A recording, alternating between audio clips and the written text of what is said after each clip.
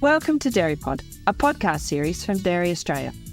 Featuring a range of experts, each episode offers insights into Australia's unique dairy farming conditions, as well as personal experiences and the latest in dairy innovation. Welcome to the Dairy Pod. My name is Glenys Zucco. I'm the Head of Marketing at Dairy Australia, and today I'm joined by an old friend, Samuel James, the Managing Director of Rex James Stockfeed, a family business that's been operating from Nathalia in northern Victoria since 1982. Now, I'm clearly not hosting today as an expert in animal nutrition. In my role, I'm responsible for leading the industry marketing strategy to improve community trust in how we produce dairy, grow demand for our products, and attract new people to work in our industry. This includes running targeted marketing campaigns like Dairy Matters, engaging with health professionals so that they recommend dairy foods, delivering the Farmer Ambassador program, and educating the next generation of consumers through our Discover Dairy Schools program. And this is where Samuel comes in. 12 months ago, I approached Rex James Stockfeed to become the first ever sponsor of the popular Picasso Cows program. And without hesitation, they jumped on board, investing $10,000, helping us reach more schools with this immersive 8-week program. So today, I'm keen to hear more about their experience supporting the program, but also learn more about their business and Samuel's pathway to where he is today. Samuel, welcome to the Dairy Pod. Thanks, Glenys. How you going? Good, mate. Good to see you again. You too. To kick off, can you tell us a little bit about the business and your connection to dairy? Yeah, no worries. My mum and dad started our business in 1982, as you mentioned. Dad had a truck and was cutting grain and buying and selling some grain, and was approached by a local dairy farmer to about crushing the grain, and if he could do that, he'd feed it to the cows in the dairy in the bale. So Dad found a mill and started to cobble together some silos, and that was the kick-off from that. It's interesting, but we're still taking feed to that farm today with that same family. So we're quite proud about that. We've sort of been well involved in dairy the whole time we've been making stock feed out of Nathalia, predominantly at the start just locally, and then as time's gone on, we've grown out a bit further afield into, New South Wales, a little bit, across the far west of Vic, and of course down into Tasmania. So we're well entrenched in dairy, and the business is, I think we're employing around 70 people now, across the board. And it's good fun. That's fantastic. Good job to be in. Absolutely. And great to hear you've still got that connection with that first farmer. I get the sense that relationships, with your farmers is incredibly important to you and the business. Tell me about your relationship with farmers and how you've gone about cultivating those. Yep. Well, look, it's, your relationship's key in any business, I would have thought, particularly for us. We really like to create a good relationship with the people we're working with and add value to what they're doing. Part of that, is service. Everybody's going to tell you that their service is the best and great. We live and breathe that. We won't let anyone run out of stock feed. We all know things happen and the silo might not get tapped. So we'll do our best to get feed out to those guys. Things like that help with that relationship. Being able to discuss the different things that are going on farm, in the business, helps. We get our nutritionists that are out on farm, create a great relationship with the farmer. Quite often our delivery drivers end up with a great relationship with the farmhands or the family of the farm, all the way back up to us guys that might be talking to someone out there if we're in the truck as well. So I think that's part of the joy of the job, to be honest, whether it be one of our dairy customers or a grain grower that supplies us or beef customer or lamb, that relationship and being able to chat and talk about what's going on is so important.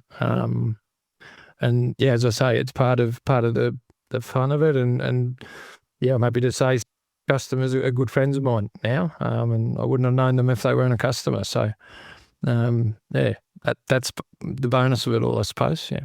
Absolutely. And you sort of touched on the fact that, there can be challenges along the way. And of course, in the dairy industry, it's droughts, it's floods, it's feed shortages, et cetera, that we've seen over the years. How have you helped farmers navigate these times to ensure that access to feed? It's an interesting one. It's look, when those times come, those drought times, and the feed's a bit short, there's probably the millennial drought. The behaviour then is different to nowadays when it's getting dry in different areas. Although it's been a few good years, it's been quite dry in Tassie this year. People look at it differently. A drought, they realise a drought could go for a decade.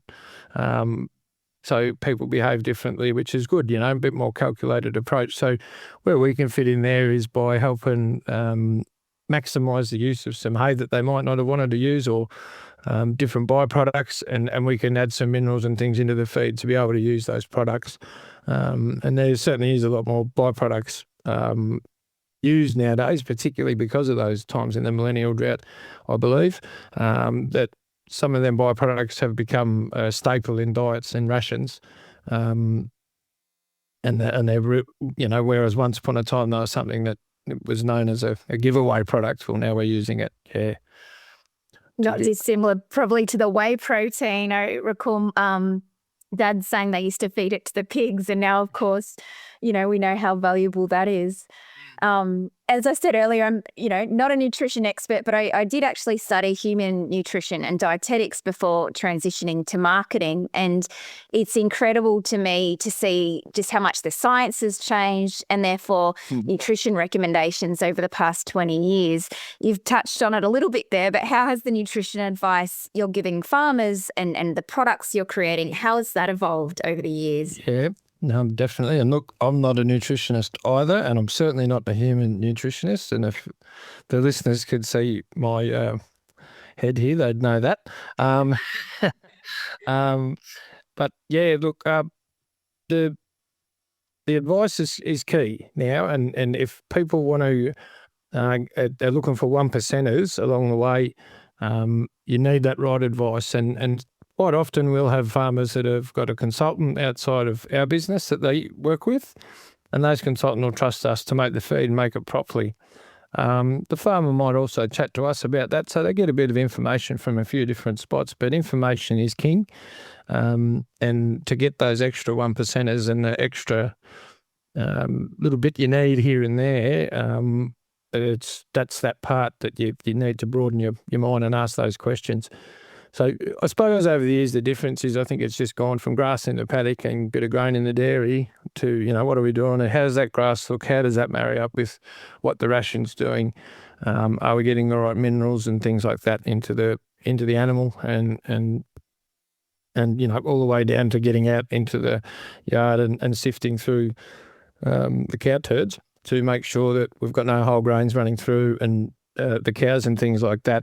So again, that relationship and that being out on farm and advice has changed. Where once it was probably all done at the ute but we're out in the paddock a bit more often now. There's still nothing like getting around a kitchen table and having a cup of coffee with a dairy farmer. But it is great to get around and walk around the cows and the sense of pride you see in farmers as they're showing you their cows, especially for me, as I say, I'm not a nutritionist, but understand enough around it. I really like that sense of pride they get in their nice shiny coats and the cows looking beautiful, yeah. Yeah, I hope that answered the question in there amongst it. Yeah, certainly did. And in terms of that technical knowledge, how do you go about keeping up to date? I imagine there's, new stuff coming out all the time. Do you like to keep on top of that new knowledge, and how do you go about it? Yep. Look, culturally in the business, we try to make sure everybody in each department gets exposure to what's best and what's best practice, continuous improvement of different things. And certainly with nutrition, our guys are members of the AARN, which is Australian Association of Ruminant Nutritionists. So those guys go along to their meetings where they can discuss different products, different things that are coming up. They get some information there. We deal with lots of great people in the industry that supply additives and different products. There's people around the industry that are good help and, plenty of information to go around. If something's new, generally some of the things that happen in the United States seem to be filtered back through to what we're doing here with a bit bigger dairies and barns and things. So keeping abreast of that as well is important. And then still being able to deal with the farms that are happy running the dairy the way they have for the last 10 years. And you've recently become managing director. Congratulations. Thank you, Glenys. Tell me about your journey to get there. Where did you start in the business and what steps did you take to get to where you are today? Yep. Well, look, I left school. I don't know how far back you want me to go. I left school or got booted out of school, one of the two, after year 10. And it was at that point that Dad, he said, if you can leave school, but you've got to get an apprenticeship. And I was lucky enough to get an apprenticeship with Byford Equipment in Strathmerton. So I was, into making milk tankers and all things stainless steel. For a young fella, it was really interesting. Gary Byford might think it was a bit different, but how he put up with all of us, I don't know. But anyway, that was a really, really great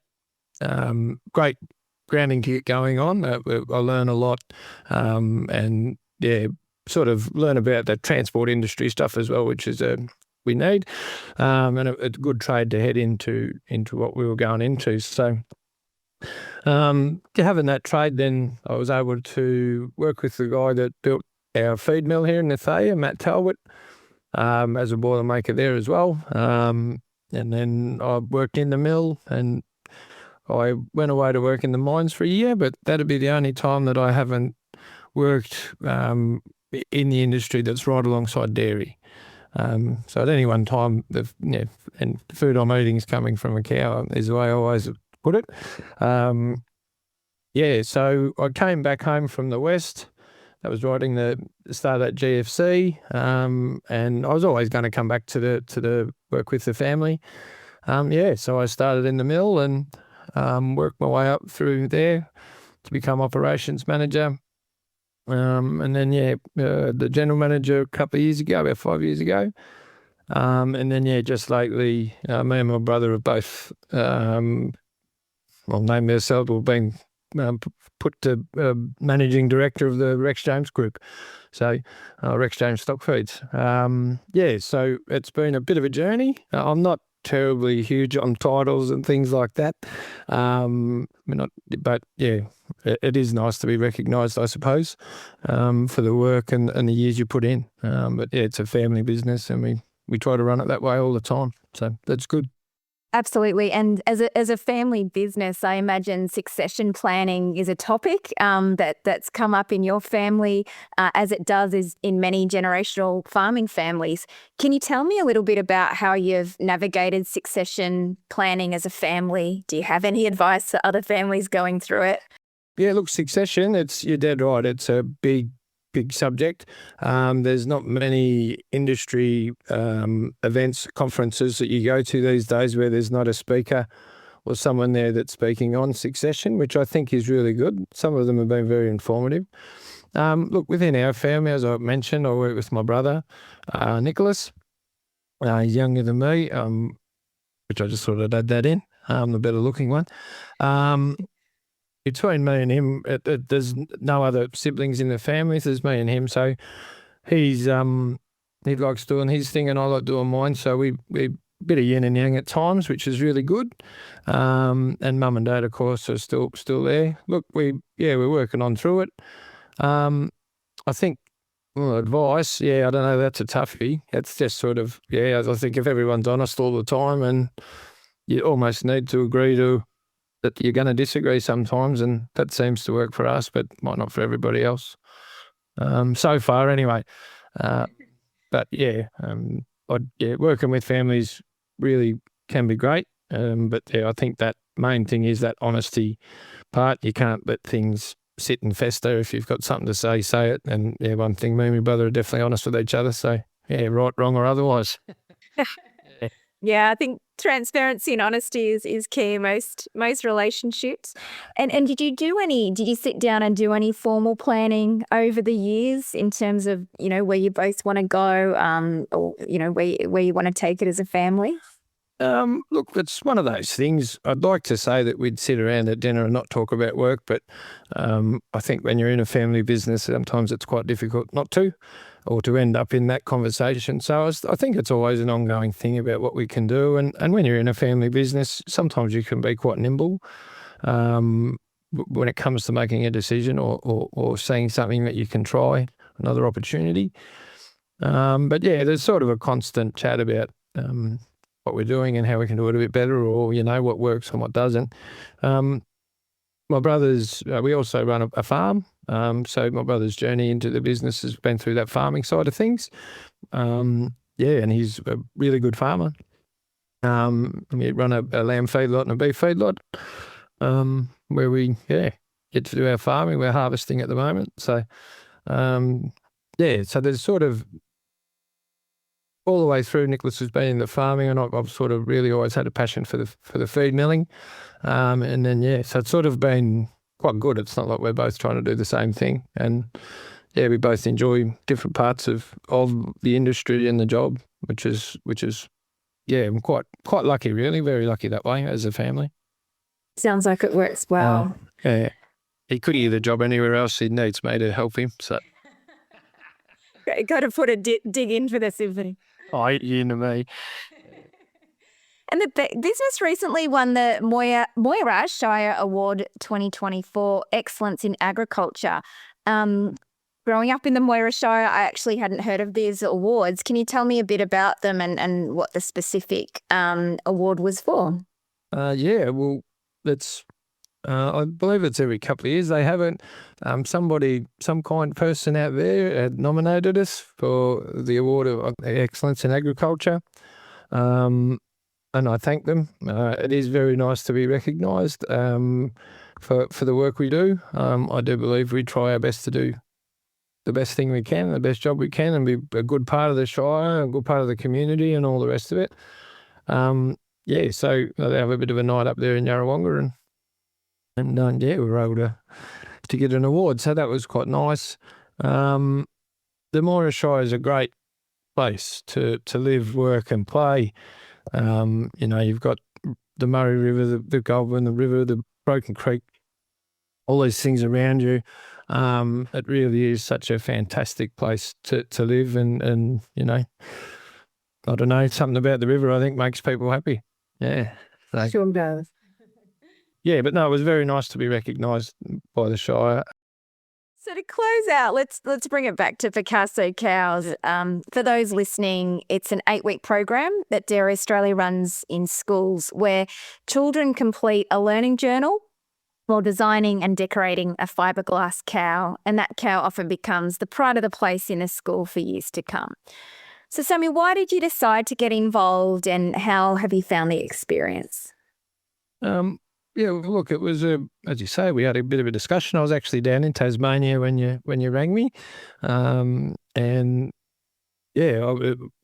was really excited about it. I find the town, if you think about it, when we were going to school, town kids and farm kids quite often mix, and there'll be sleepovers and things like that. And that's still going on today, but I thought that it was a great thing to get behind in that grassroots level. I think dairy, if we look back to $1 a litre, which I probably shouldn't mention back in those days, but I think in the consumer's mind now, dairy products have a value that's more likely near where it should be than what it used to be.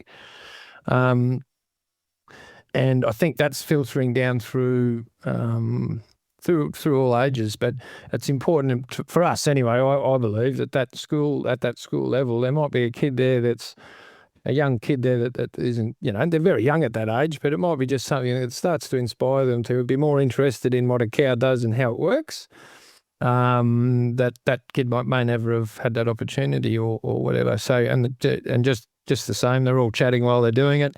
And some of the cows are amazing. Yeah, absolutely. I think you got to judge. Yeah. How did you find that experience? Yeah, what did you think of the quality of the cows? Yeah, well, I've been called an artist at times, but certainly not a painting artist. I've certainly not. I don't think I'll get a job at the Archibald or anything like that, judging for that. But yeah, it was really good, to be honest, to see some of the different stories and the storylines through some of the cows from sort of paddock to plate, if that's the way to put it. They were pretty impressive. It was interesting. I got the family to help, so I engaged my mum Janet to give us a bit of a hand with that one. It was good to be a part of, and as I say, that town kids and farm kids bit, I just thought that it was great to be involved in something that makes dairy, dare I say, it makes dairy sexy. I